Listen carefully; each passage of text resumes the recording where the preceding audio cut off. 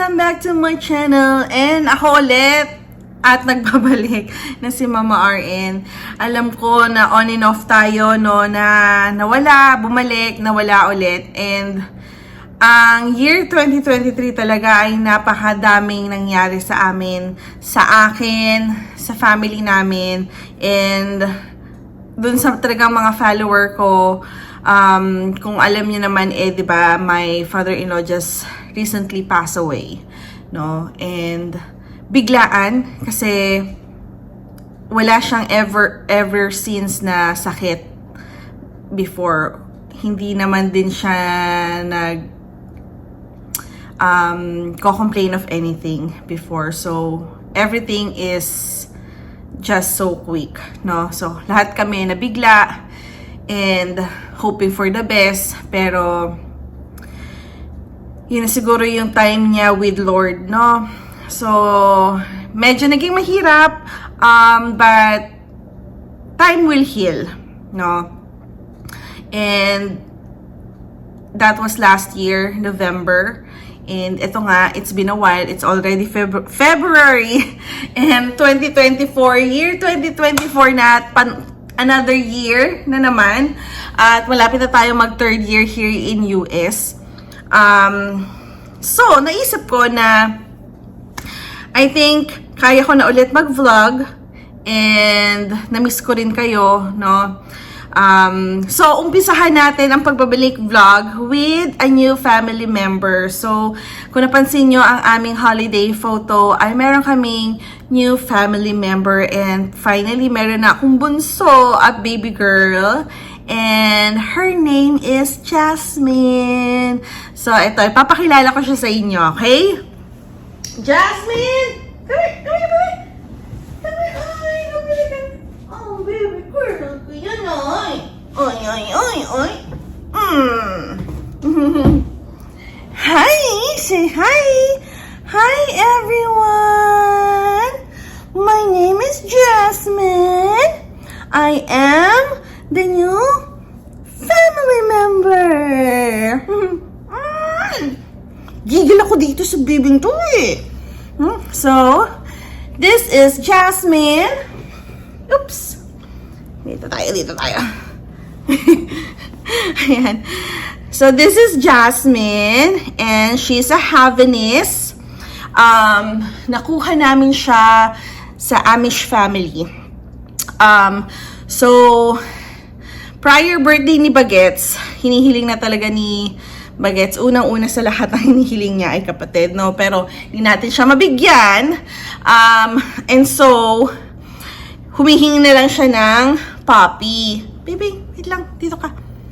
No? Humihingi na lang siya ng puppy. And then, so, we've been looking for a puppy ever since. And, mind you guys, sobrang mamahal ng mga dogs dito. I suggest, so, i-share ko sa inyo kung ano yung other way para makahanap kayo ng puppy na fit for your family.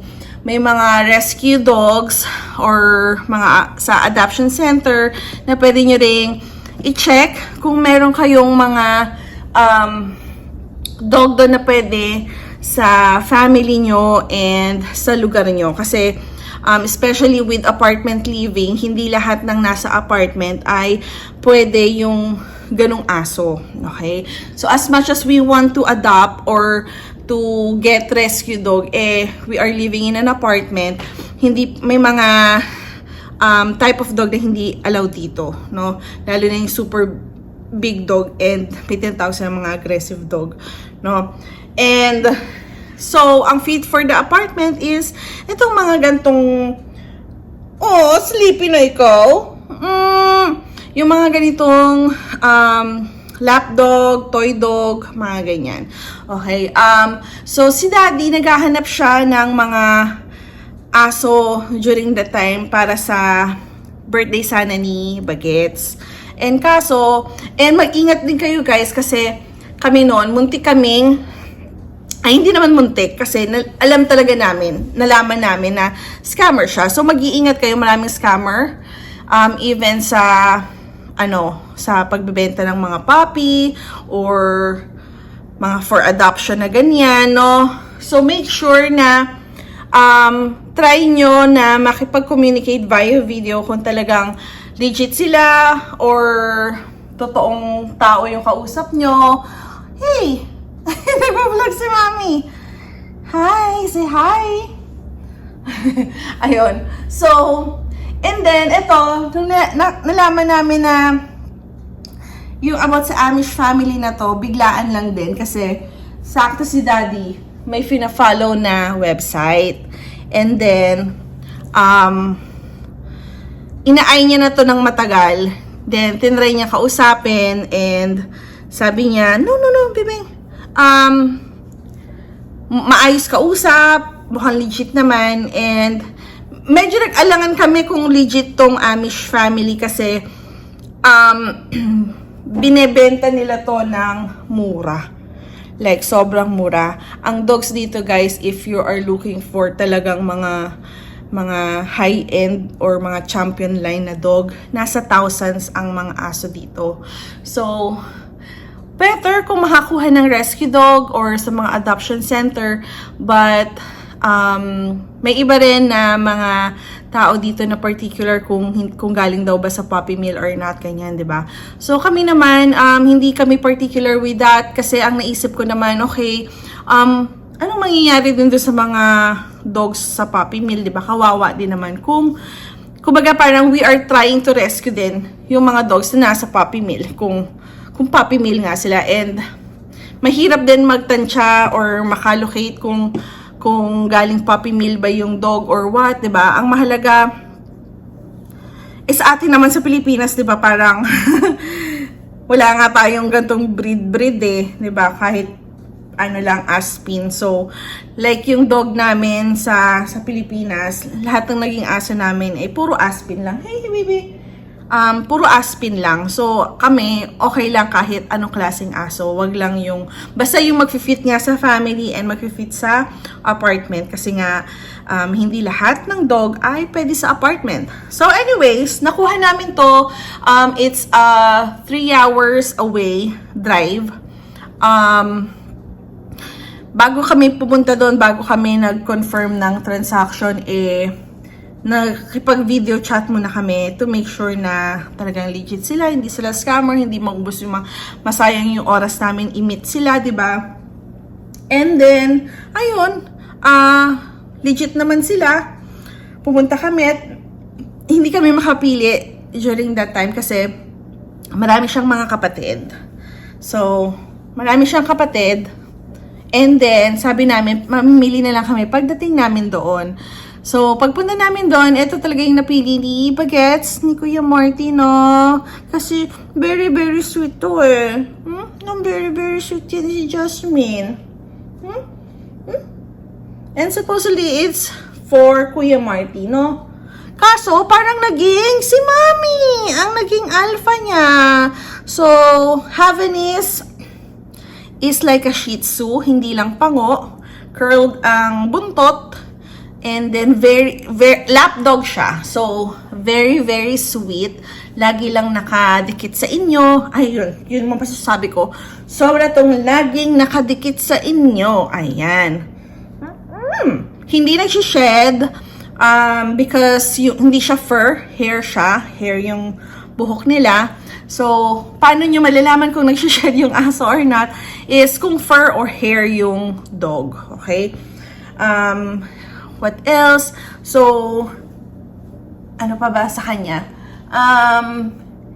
Pet insurance. So, may nagtanong sa akin about pet insurance before kung mandatory ba siya. Hindi naman siya mandatory talaga dito, guys. Hindi ko alam kung sa ibang state ay mandatory. But with us in Indiana, hindi naman siya mandatory. Unless, gusto nyo talagang kumuha para makamenos kayo kung medyo sakitin yung aso nyo, marami kayong kailangang gawin sa aso nyo, 'di ba? Pero, hindi naman kailangan na naka-pet insurance pa sila. Kasi guys, kung vaccination lang din, merong mga low-cost clinic dito. Yun, hahanapin nyo yung mga low-cost clinic na nag-offer ng murang vaccination. So, sa kanya, yung kay Jasmine, Vinaccine namin siya sa isang low-cost clinic, which is adoption center din, and parang organization siya for indie. So, they call it Indie Humane. May wellness clinic, adoption center, ano pa ba, dog park, low-cost clinic. And so, doon na namin siya pinavaccine. Ang vinaccine sa kanya is yung distemper, rabies, ano pa ba yun? Influenza, leptospirosis, and may isa pa eh. Yung flea and tick daw, hindi naman kailangan, basta wala daw live na nakikita na flea or tick sa dog. And then, nagpa-microchip din kami. So guys, $20 each yung vaccination. And then, $20 for the microchipping. May mga events din sila na nag-free microchipping sila. Depende sa kung sino yung sponsor brand during that time dun sa clinic. Ayun, so microchip na siya. And kung balak nyo magpa-grooming, kailangan 24 to 48 hours from the time na nag-vaccine sila bago nyo sila ipag-groom. Ayan. Opo, no? Yes po. Ayun, so, bibigyan kayo ng tag for the rabies and for the microchip as well.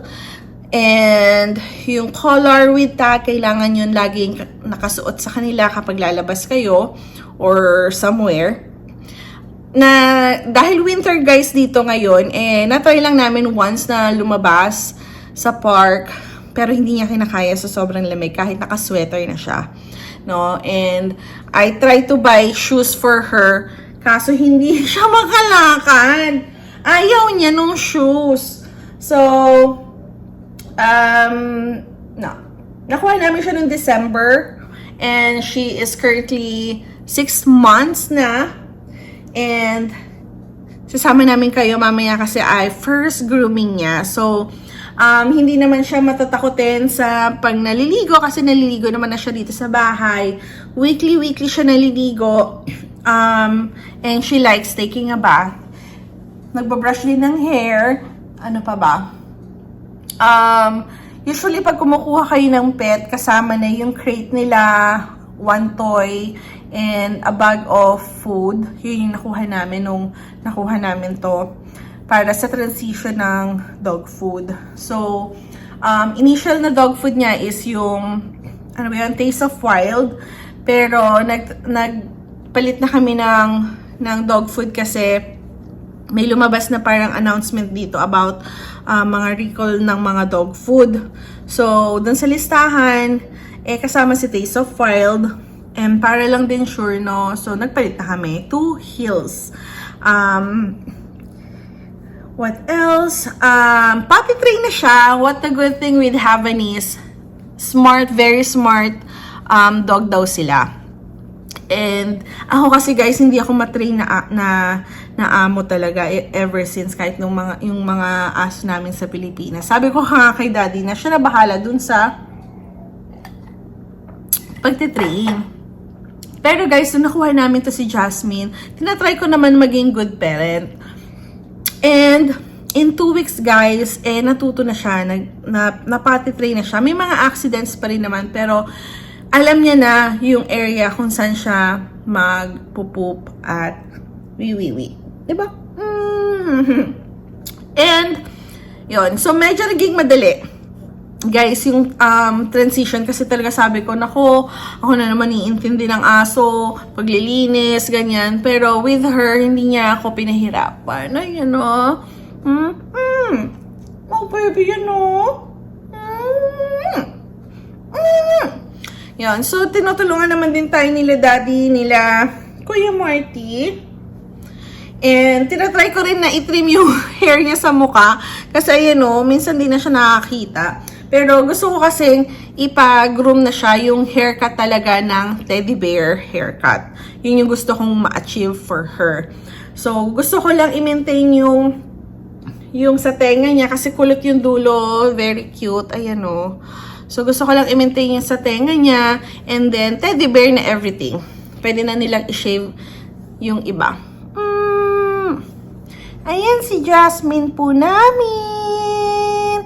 And then we bought camera, indoor camera para sa bahay, para pag naiiwan siya guys, hindi siya malulungkot. Kasi yun naman ang cons for Havanese, yung separation anxiety nila sa mga amo nila, sa mga owner nila. Yun. For her, sinasanay namin siya na naiiwan din sa bahay para hindi siya masyadong umiyak. Kasi noong una, pag lumalabas kami, talagang akong hinahanap, iiyak siya. Kahit kasama namin siya sa kotse, umiiyak din siya kapag umalis ako, kunyari grocery, may mga area dito na hindi naman pwede ang dog, 'di ba? So iiwan namin siya sa parking kasama ang daddy. So pag umalis na ako, yan, magsastart na siyang umiyak. So ayun, ganun siya. Pero katagalan, natututo na siya na bumabalik naman kami. Ayun. Sobrang baby ko to. Sobrang nakatulong siya emotionally sa amin. Lalo na dahil nga na may nawala sa family, di ba? Sobrang nakatulong siya sa amin emotionally. Ayan. Ay, yung baby yan. Ay, yung baby yan. Ano pa ba? Kasama namin siya matulog. Nung una, sa crate siya. Pero naawa ako. So, inalaw ko na siyang matulog sa bed. And, ngayon, gusto niya na laging katabi sa akin. Ayan. Hindi namin siya pinapalakad. Tinry namin siya palakarin sa labas. Pero medyo lazy. Tamad pa siya. Ayaw niyang lumakad. And kaya nga gusto ko sana bilhan ng shoes. Kaso ayaw naman din niya ng shoes. So baka bibilan na lang ng stroller next time. Or karga for the meantime. Ayan. Kasi ayoko din na nadudumihan yung post niya. Kasi nga sa kwarto siya natutulog. And ayokong, so every time lumalabas, kailangan malinisan siya. Yan, kasi nga dahil sa kama siya matutulog. Ayan. So, that's our baby. Si Jasmine, right? Opo. Yes. Say hi to the vlog. Ayun o, hi. Yeah, hi. Hi, everyone. My name is Jasmine. And guys, yung sa pag-spayed naman and neutered ba tawag doon, may specific months sila. I believe 8 months daw ang average na. Depende sa vet kung anong advice kung kailan sila i-spade, no? Hindi naman kailangan dito na kailangan pagkakuha mo ng aso, pepa-vet mo kagad. Sabi sa akin, ng mga friends ko na may dog, kung may sakit lang, kahit doon mo lang dalhin sa vet, not necessarily kailangan mo siya laging dalhin, di ba? Pero kung meron kang budget, may enough money ka, then go ahead. Wellness check, di ba? Pero yun na nga, hindi siya mandatory. So, don't feel bad if hindi niyo siya magawa. Kasi kung tayo nga tao, di ba? Kung kailan lang tayo may sakit, doon lang tayo minsan nagpapa-check up. Then, yun. Yun lang naman ang sa akin, no? Huwag niyo akong i-bash. Dahil, hindi naman tayo mayaman para ibigay natin ng todo yung mga, alam mo yun, yung pagka-spoiled ba sa mga pets. Then, why not kung marami tayong pera, di ba? Pero, as long as na alagaan niyo siya, make sure lang na hindi magkakasakit, hindi makakain ng kung ano-ano. Kaya rin, ayoko sana siyang laging nasa labas. Yan. And also, guys, pag idinadala niyo siya sa dog park or whatever, say boarding ng mga pets, make sure na vaccinated sila. Kasi dun sila makakakuha ng sakit. Diba? Yun. So, make sure na they are healthy. Diba, no? And yun ang natutunan ko kasi dati, hindi naman ako masyadong tumutok sa pets namin. So, hindi talaga sila trained at all. And ngayon lang ako na nagkaroon ng routine para sa dog. Doon ko na-appreciate na, meron lang pala talaga silang routine kumain, magpupo, ganyan. So, sobrang, blessing si Jasmine. So, man! No, Jasmine? Jasmine, say hi! And yun po ang kwento namin ni Jasmine. Yes. And also guys, apartment-wise, may rent ang pet. Dito sa amin, $350 initial, then $25 monthly. So, make sure before you get a pet, ready ka din sa lahat. Oops, not the plants, anak. Not the plants. So, $350, and make sure to check your handbook, yung renter's handbook. Meron silang yung policy nila with pets. Kung anong klaseng pets lang ang allowed. And, yun. So, maraming guys ditong mga policy na kailangan sinusundan. At hindi ka basta-basta pwedeng magdala ng pets lang, no? So, ayun. Again, ito sa amin is small dog lang yung allowed dito sa apartment. Hindi allowed yung very, very big dog. Pero, may iba akong nakikitang super big dog. No. So, sundan nyo kami. Samahan nyo kami mamaya, no?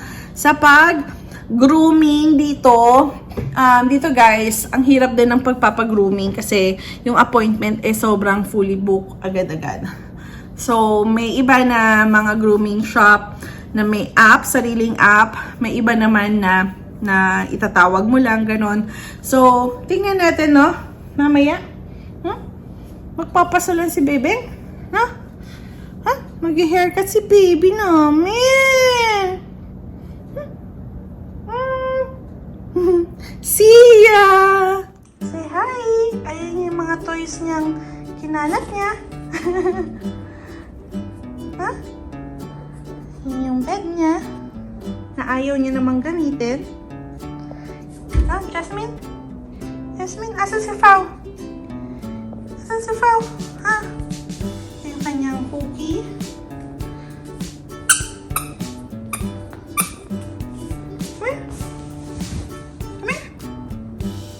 Jasmine, come here. Come here. Here, up. Jasmine. Ayaw niya. Come here.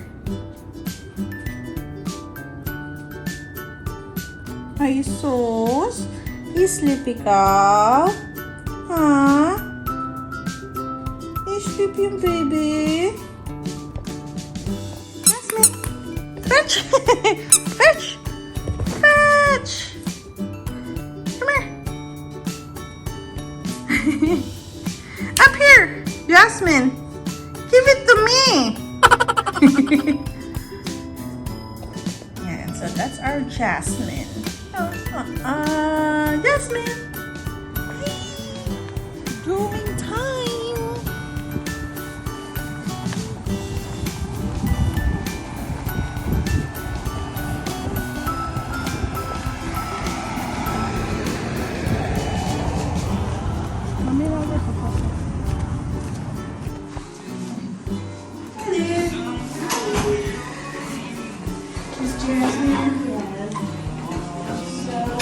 A few moments later.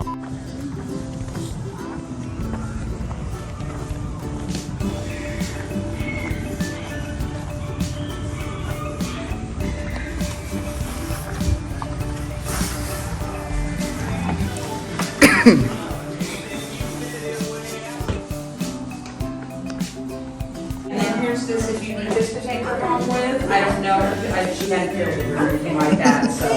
You're welcome. You're very welcome. My name is Kelly. Yeah. Thanks, Kelly. All right, thank you. Have a good evening. You too. She says, I'm ready to go. Yeah. Let's go.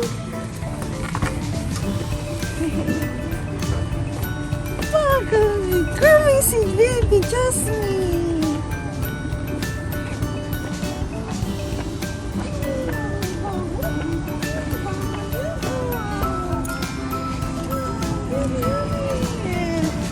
So, total ay 83 plus nagbigyan lang tayo ng tip kasi may mat siya na nakuha nila. Hindi ko talaga matanggal yung mat na yun. Alam ko talaga yung mat na yun sa ears niya. So, yun lang.